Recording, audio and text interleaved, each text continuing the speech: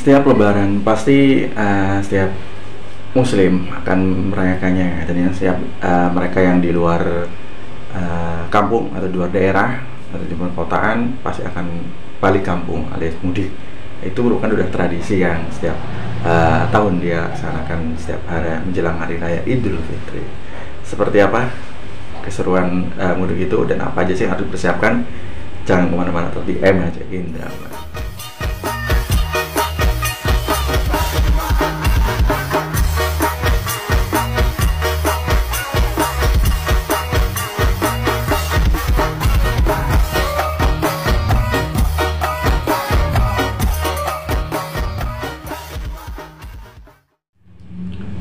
Oke, assalamualaikum warahmatullahi wabarakatuh. Selamat malam, selamat pagi, selamat siang, selamat sore, selamat pagi.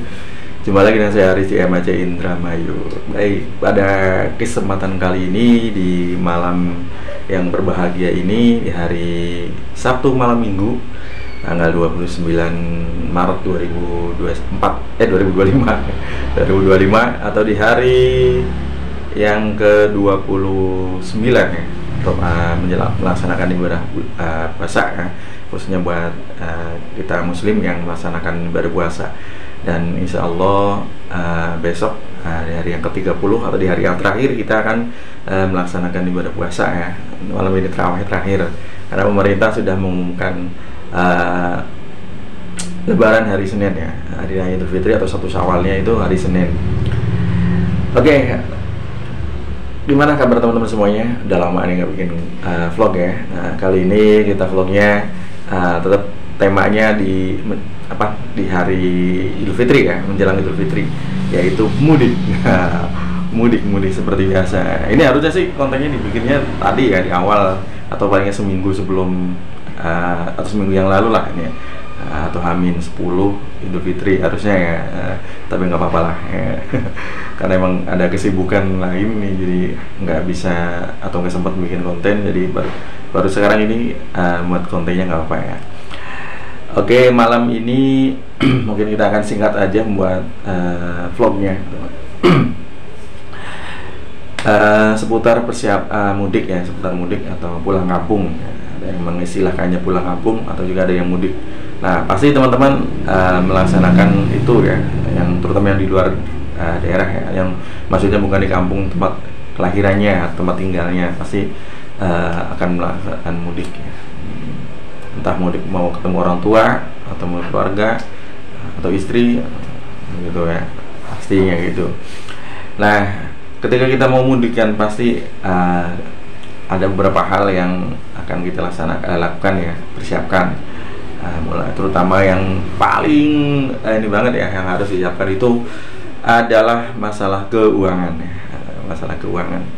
Tuh, walaupun di momen mudik atau pulang kampung tahun ini ya, yang saya perhatikan sih ada penurunan ya, ada penurunan dibandingkan tahun-tahun yang kemarin ya. Dari keluhan dari pengusaha otobus aja itu katanya turun hampir 50% ya, dari tahun-tahun yang sebelumnya.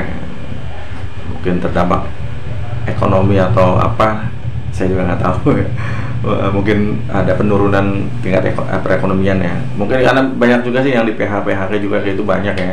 Ya mungkin banyak yang hilang pekerjaan atau mungkin juga usahanya lagi sepi, kita nggak tahu ya. Oke, langsung ke intinya saja.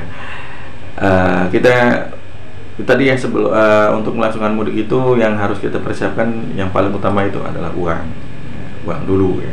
Kenapa saya bilang uang? Karena mudik ini ada beberapa alternatif yang bisa kita lakukan atau kita pakai ya, sarananya diantaranya bisa mudik menggunakan angkutan umum seperti bus atau kereta api ataupun juga kapal laut ya, atau pesawat terbang, tergantung kemampuan kita ya. Nah, terus juga ada juga yang menggunakan mungkin kendaraan pribadi, yang punya kendaraan pribadi ya, mobil misalkan ya, bisa juga menggunakan mobil pribadi kalau memang punya ya, atau mungkin juga yang rental kalau mungkin patungan sama teman-temannya ya, bisa juga seperti itu.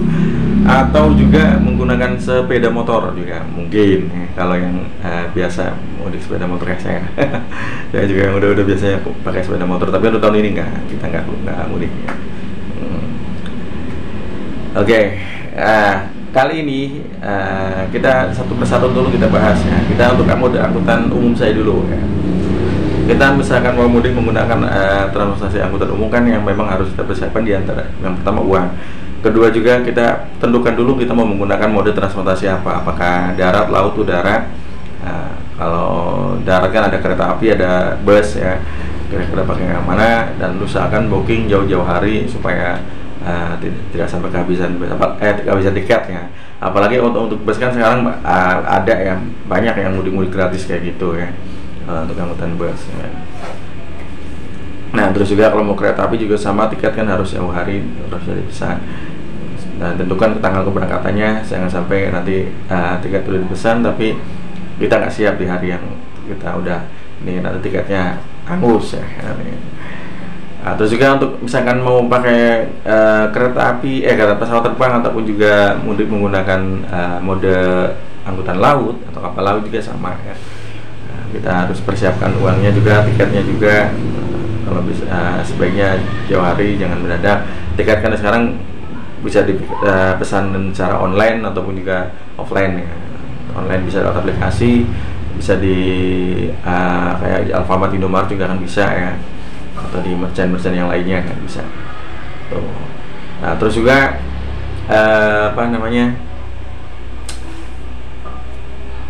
keuangan udah ya, kendaraan yang tentukan mode transportasi mau dipakai ini apa harus sudah disiapkan. Nah terus juga apa saja yang harus dibawa juga harus disiapkan sebaik, jangan sampai nanti ada yang kurang atau yang tertinggal ya.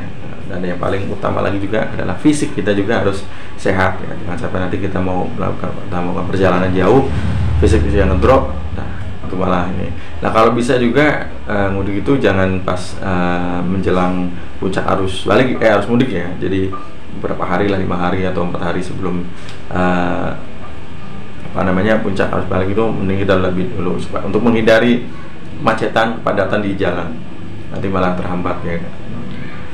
Tuh, dan jangan lupa juga berdoa yang pastinya, jangan sampai kita nggak berdoa ya. Nah terus selain tadi ada juga menggunakan kendaraan pribadi ya, misalkan mobil ataupun motor. Kalau mobil kita ke mobil dulu ya. Misalkan ke mobil kita pribadi, misalkan pribadi kita juga harus bisa memastikan kendaraan yang akan kita pakai mudik ini atau pulang kampung ini juga harus benar-benar fit kondisinya, harus diservis prima ya, dicek semuanya, mesin oli apa semuanya, ban-bannya juga dicek semua, intinya bisa jalan jauh ya. Jangan sampai nanti mau mudik di perjalanan banyak kendala, nanti malah bikin repot sendiri nanti, malah biaya juga akan lebih membengkak nantinya. Jadi persiapan juga dengan baik kendaraannya, jangan sampai nanti bermasalah di perjalanan. Kedua juga tetap keuangan juga harus disiapkan secara matang, harus diperhitungkan PWM-nya ini yang akan kita keluarkan ini berangkat dari start sampai nanti lokasi tujuan mudik itu kira-kira butuh BBM berapa biayanya. Nanti baliknya juga harus disiapkan itu butuh berapa. Kalau mau lewat tol juga harus persiapkan tolnya berapa misalnya ya. Itu harus disiapkan matang-matang juga lain-lainnya. Intinya harus diperhitungkan ya. Jangan main modalnya kan jalan-jalan ya. Jangan seperti itu ya. Nanti beresiko daripada nanti kejebak di ini perjalanan pas-pasan, bawa uang pas-pasan tapi akan naik bawa kendaraan sendiri, di jalan ada masalah kan berabe kayak. Pokoknya itu dicek kendaraannya. Terus juga surat-surat juga jangan lupa disiapkan ya, jangan sampai nanti ada masalah di surat menyuratnya juga. SIM juga harus punya dong, malu ya nggak bawa mobil ini mudik SIM-nya mati atau nggak punya SIM kan lebih parah tuh ya. Jadi siapkan kendaraannya, siapkan keuangannya ya, baik fisik kendaraan, keuangan juga, dan juga fisik supirnya juga atau drivernya ya, siapa yang mau jadi driver kita sendiri atau orang lain, intinya juga harus benar-benar fit ya untuk perjalanan yang akan kita tempuh ini berapa jam. Nah terus juga alangkah lebih baiknya setiap 2 jam itu istirahat ya. 2 jam itu istirahat normalnya gitu, seperti itu teman-teman ya, untuk melakukan perjalanan jauh baik menggunakan motor atau mobil sama 2 jam itu langkah lebihnya istirahat dulu 1 jam atau setengah jam, 1 jam lah, sejam kalau bisa istirahat, lanjut lagi, jangan ngejar-ngejar waktu kayak gitu ya. Keselamatan, kesehatan, keselamatan perjalanan itu lebih utama ya. Tuh. Nah, kalau kita menggunakan sepeda motor pun sama ya. Motor pun juga kita harus disiapkan secara matang apa yang harus disiapkan, mulai dari fisik motornya juga harus lengkap, surat-surat juga harus hidup ya. Terus juga apa namanya, ya kesiapannya lah, mulai dari bannya, kondisi mesinnya juga harus oke, ganti oli ya. Udah tinggal jalan lah, intinya nggak ada ada PR apapun. Nah, juga keuangan juga harus perhitungan, naik motor misalkan dari Jakarta ke Jawa kira-kira habis berapa BBM-nya. Jangan boleh nekat lah intinya. Betul, nekat itu bukan malah menguntungkan, malah merugikan nantinya ya. Jadi alangkah lebih baiknya perhitungkan kita pulang kampung ini butuh biaya berapa. Nah, kalaupun misalkan keuangan tidak memungkinkan untuk pulang kampung, jangan dipaksakan, kirimkan aja uangnya buat keluarga yang ada di rumah gitu ya. Daripada kita mau melaksanakan pulang ke sana, taruhlah naik angkutan umum bisa pulang ke sana, tapi kita nggak bisa balik lagi kan, kita mau kerja apa nantinya ya. Nah, dengan kerjaan kita kan di luar daerah kayak gitu ya. Jadi intinya harus diperhitungkan. Mau naik motor, mobil ya, naik motor jangan lupa pakai helm, pakai pakaian yang aman, berlindung dari matahari dan angin supaya tidak gampang masuk angin ya. Safety, benar-benar safety, sepatu. Terus juga kendaraan juga harus standar ya, jangan mengganggu orang lain. Dan yang paling penting itu adalah attitude kita di perjalanan ya, etika kita di perjalanan. Nah, jangan sampai kita merugikan orang lain, apalagi yang kenal pot brong itu kan, main uang rewaro itu, jangan seperti itu. Tetap santun di jalan ya, harus jadi rider yang benar santun. Apalagi kalau kalian begini, misalkan ada yang jadi anggota komunitas, entah komunitas motor ya, misalkan ya, malu kalau di jalan ugal-ugalan. Ngebut boleh, tapi ada tempatnya ngebut, kapan mau saatnya ngebut, kapan saatnya santai, pelan gitu kan. Tetap santun di jalan, jangan sampai memalukan nama komunitas ya. Harus safety, benar-benar safety. Nah, jangan mudah nekat. Saya sering lihat di postingan di grup mudik gitu, motor saya pajaknya mati, kira-kira aman gak ya di jalan? Saya ini kayak gini-gini nih, rawan ke jalan, aduh, saya sempat prihatin kayak gitu tuh. Ya, kalau sekiranya emang nggak siap, mending jangan dipaksakan. Ya. Kalau emang nggak siap jangan dipaksakan, tapi kalau siap ya silakan. Kalau mau nekat ya silakan, tapi nggak beresiko gitu. Ya. Kalau ada yang seperti itu ya udah nggak usah tanyain, aman gue ya, udah nggak usah. Ya. Apalagi sekarang kan marak razia gitu ya. Sebenarnya nggak ada razia gitu. Ya. Razia itu nggak ada di musim apa namanya, musim mudik itu, razia kendaraan itu nggak ada. Tapi kalau tertangkap tangan, nah beda loh ya, antara razia dengan tertangkap tangan itu beda. Kalau misalkan nih di lampu merah tiba-tiba disamperin polisi, ambil kuncinya atau dibawa suruh minggir gitu kan, terus tilang, nah itu bukan razia, tapi itu namanya tangkap tangan. Kesalahan kamu apa? Misalkan kemarin kena pot brong ta, atau plat nomornya nggak ada yang hilang satu ta, atau apalah gitu. Nah, itu namanya tertangkap tangan. Itu mah sah-sah aja, polisi mau nilang mau apa itu sah, nggak perlu ada surat perintahnya mana, enggak. Beda kalau razia itu wajib ada SPT-nya ya, ada surat perintah tugasnya ada. Itu nama razia, depannya juga sekian meter ada plang pemberitahuan operasi gitu kan, atau razia gitu. Itu kalau razia seperti itu ada surat tugasnya. Tapi kalau di lampu merah, nah itu mah namanya tertangkap tangan, itu mah nggak perlu razia. Kalau emang dikira dicurigai oleh kepolisian ada yang salah dari kamu, ya polisi berhak kamu. Tapi kalau mekanismenya misalkan nih ditilangnya nggak sesuai dengan mekanisme yang sebenarnya, misalkan suruh bayar sekian ke dianya gitu, nggak pakai tilang gitu. Nah itu baru mau protes, bila perlu adukan ke propam silahkan ya, atau tilang yang nggak wajar atau gimana ya. Dan kalau mau tilang nggak mau ribet, udah sidang aja, sidang. Kalau mau bayar tilang, minta kode Briva, jangan transfer ke rekening salah satu anggota, salah itu, bayarnya ke negara, ke kas negara, minta kode Briva ya, pakai BRI biasanya, rekeningnya itu BRI, nanti minta kode Brivanya kalau memang mau tilang, bayar tilang ya. Tapi kalau bayarnya ke petugasnya, apalagi transfer ke rekening petugas, itu salah, itu buat pribadi gitu ya, awas.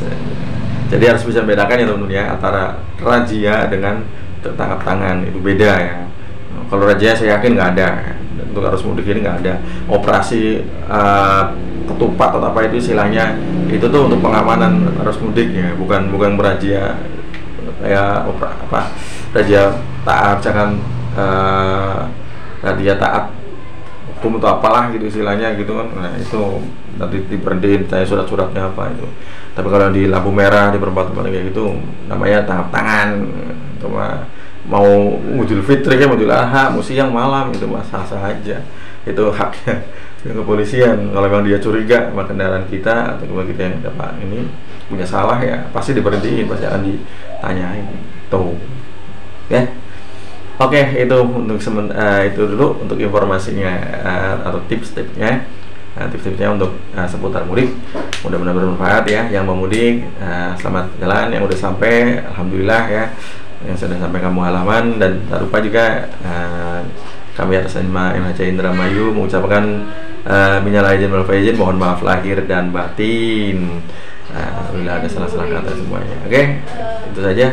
Terima kasih. Assalamualaikum warahmatullahi wabarakatuh. Good job buat semuanya.